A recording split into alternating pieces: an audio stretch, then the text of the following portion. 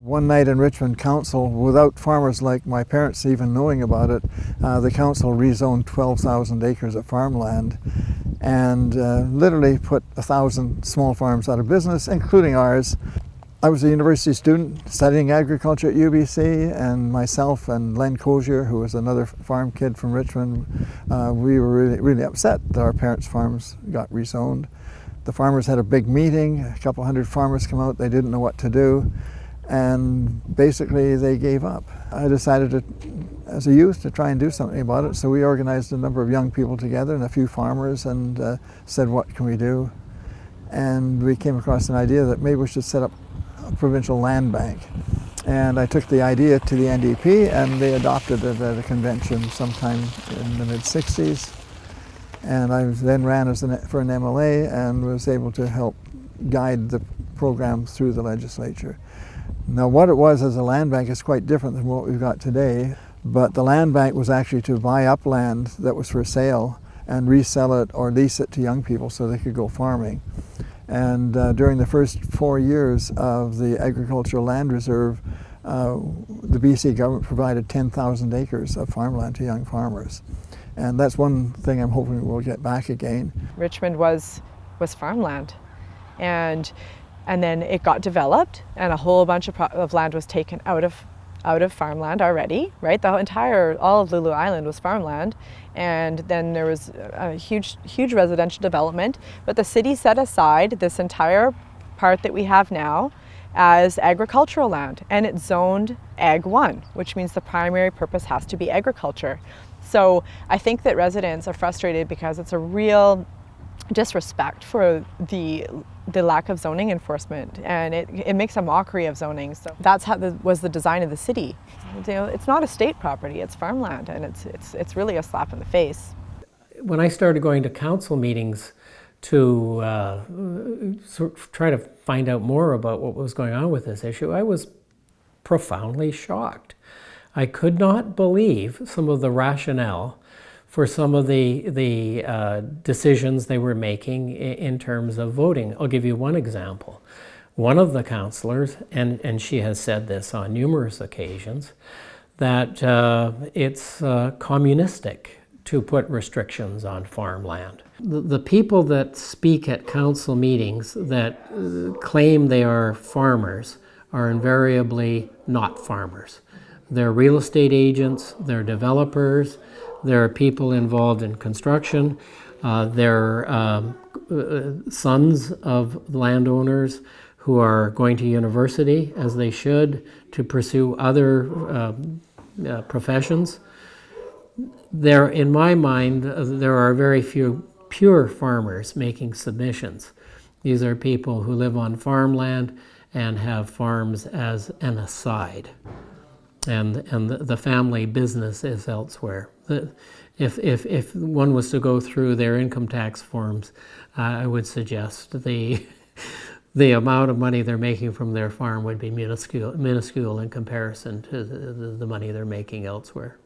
I would say that when the public found out what happened at council and the vote of council in favor of the big mansions, there was tremendous outrage all across Richmond. Yeah, basically what's happened is that what I call the realtor farmers that are selling the land and making these huge profits have the major influence at City Hall. We had petitions after petition after petition of residents opposed to the large housing, but the landowners came to council and convinced the majority of council to actually increase the size of housing rather than reducing it. So clearly that's drawn the line between those that want to have farmland to provide food for future generations and those that see farmland as a major way of making huge profits. And what we're facing is that the profits are so huge that it's very hard for some people to resist going for the big houses and the expansion of the mansions across BC farmland. Council has been presented with all of the information they need to make the right decision. To compromise between the right size, calculated by experts, following Ministry of Agriculture guidelines, following the expert advice of renowned economists, and to make a compromise between that number and what was infinity before, and come up with some arbitrary number was so not scientific. I mean, it's really easy to get caught up getting angry about the size of houses on farmland and getting angry at investors, foreign or local. But you know, these are things that can be fixed on the kind of bylaw level. You know, the more you leave this door open, the more you're going to have people taking advantage of it and building their 10,000 square foot mansions. And for every 10,000 square foot mansion, you need another 30,000 square foot, which is close to an acre, piece of lot to put it on. So there your 2-acre farm has suddenly become a 1-acre farm. When you look at the evidence of people buying farmland for relatively cheap, getting a permit to build a mansion and immediately listing it for sale over and over and over again, that tells you that the only people that are doing this are people that are speculators, that are developers and speculators and investors that are trying to turn a quick buck on agricultural land. And so there is no excuse to not act. You know, there's a lot they could have done instead of just allowing each small farm to get turned into a massive estate. Yeah, I really don't understand what the holdup is. There are certain things that maybe they need to build a kind of a bigger package of legislation, but there's other things that should be, you know, snap of a finger put down by the local government. You know, they've kind of stalled, and now they've obviously sided with a certain contingent of farmers / investors who want to keep being able to pump equity into their land for their own, you know, financial gain. I'm not afraid to say that. They've said it themselves, and even council has defended their decision on that basis. So I'm not exposing anything there. That's pretty explicitly stated.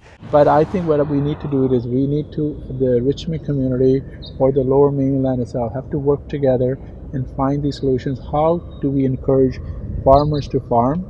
How do we get the general public in there to understand the farming mechanism and get everybody involved in there rather than just finger pointing? I know every couple of years a different community that's being finger pointed at. So I think right now in Richmond it seems to be the big houses.